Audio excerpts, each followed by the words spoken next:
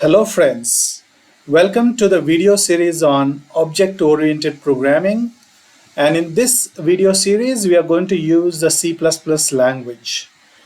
Now it is a very important step that you have to cover C language before C++. So first of all, let us understand why we have to learn C++ in the first place.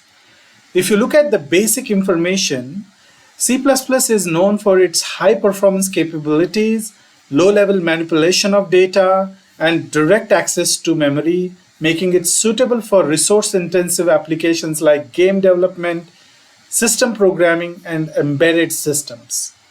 Did you know that DBMS, which is Database Management Systems, are completely designed and created using C++?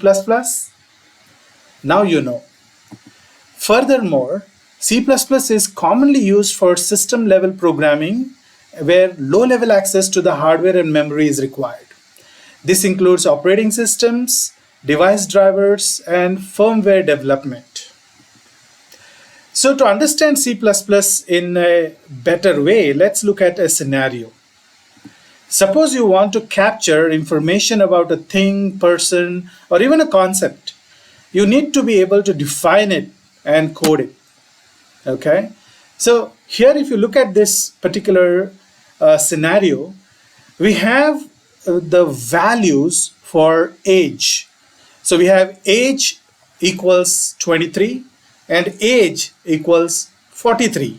Okay, now you can guess that this age values are referring to age of a tree maybe and age of a person, or a man or a woman, right? But can you tell which one is which? That is the tree 43 years old or 23 years old, or it is the person who is 23 years or 43 years old? Yeah, you cannot really make out, right? So that is the crux of C++, you know. So you need to understand how to actually design the programs using the object-oriented programming. So in this video series, we are going to cover in-depth details on features of object-oriented programming, basics of coding, assuming that you have learned C language, or even if you have not learned, it will be a good start here as well. You will learn control flow, conditions, templates, arrays, and so on and so forth. Okay.